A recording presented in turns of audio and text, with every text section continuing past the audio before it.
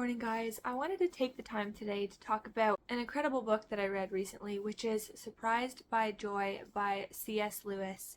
This book is kind of the only autobiography that we have of Lewis. He describes his childhood up to his first years at Oxford and his participation in the First World War. But essentially the point of this book is to chronicle his conversion from atheism to Christianity and how he became a Christian, how God, the Grand Chess Master, checkmated him. It's an incredible story in that aspect.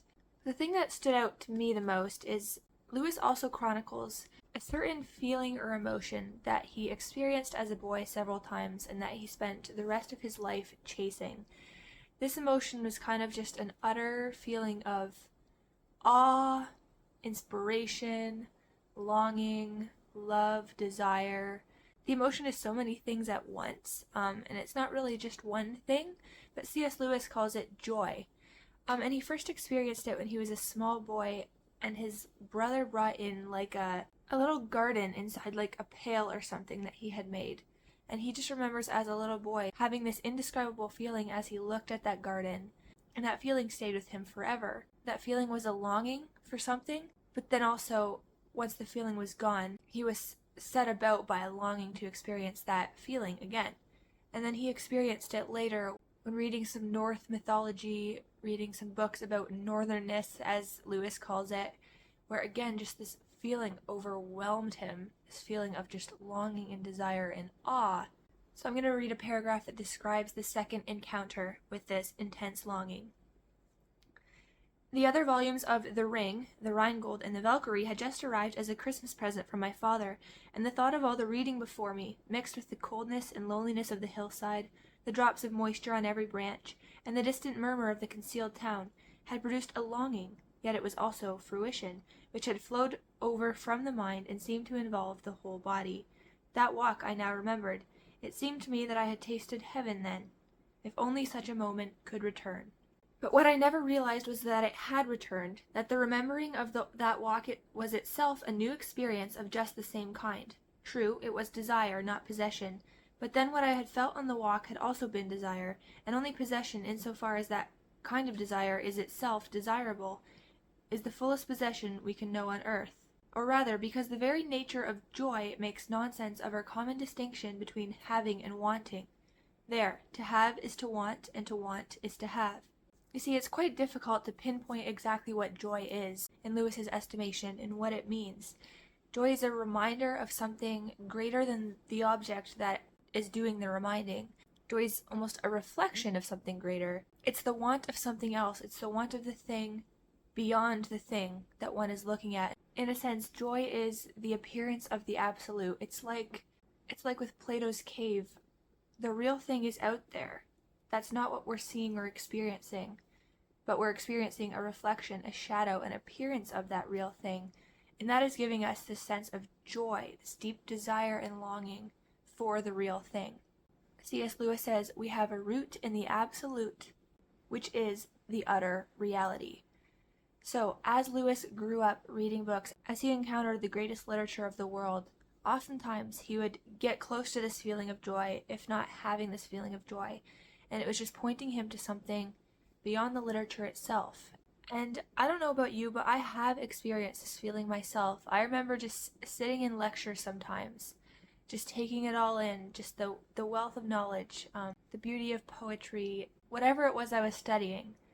I remember sitting in an American literature class particularly, and the professor was going on about the authors, about the American way that they were representing and how they were doing so through literature, and I was just overwhelmed by a feeling just like what Lewis is describing in this book, by just like complete just like awe and mesmeration and longing to know more and to know everything about that thing, to just sink my teeth into every last piece of literature that I could and just enjoy it to the fullest, to digest it, to just seize it and have it completely.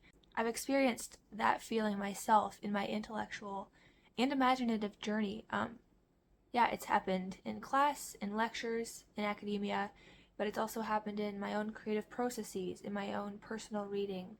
So it's an intellectual feeling, it's a spiritual feeling, it's an imaginative feeling. It is so many things all at once, and I think it's just incredible how C.S. Lewis wrote a whole book about his journey to just figure this thing called joy out and figure out what it means for him and what it means for the rest of us.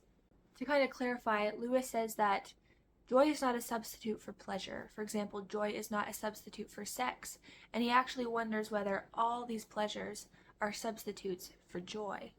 And so ultimately, for Lewis, this longing for the absolute beyond the appearance, this longing for the more beyond the pages he was reading, it was a spiritual longing. This is spiritual desire, and this is a spiritual feeling that we're talking about. So ultimately that led him to become a theist, to believe in a God. At first it wasn't the Christian God. He just believed that there must be a higher power that is behind this all, that is the absolute, that is setting the absolutes, and that is the deeper, beyond everything around him. And then eventually, over his time at Oxford, he did come to realize that this was the Christian God. It was Jesus Christ behind everything that he'd been experiencing, that he'd been striving for his whole life. And so I don't want to give you, a full breakdown of how Lewis's life changed. I don't want to give you all the details of his conversion, because I want you to read this book yourself. If you know what this feeling of joy is like, this deep, deep intellectual, imaginative, and spiritual longing, and satisfaction, and desire, longing, satisfaction, all at the same time, if you know this, I really encourage you to pick up this book and see what it will do for you, and perhaps you'll be led in the same way as C.S. Lewis was, and I hope you will be, because for him there was immense peace and satisfaction at the end of it, knowing that one day he will be able to fully comprehend joy. That will be his state of being, and he will have achieved and fulfilled that longing in Christ. Alright, thank you guys so much for watching. That was my spiel about Surprised by Joy by C.S. Lewis. I'm getting my wisdom teeth pulled out in a couple hours, which is why I'm a little just tired and off. Haven't eaten anything, and I haven't been able to have my morning coffee, so it's a very sad day. And so yeah, I might be out of commission for a week or more, but don't you worry about that. So again, thank you guys so much for watching, and I hope to see you again in the next one.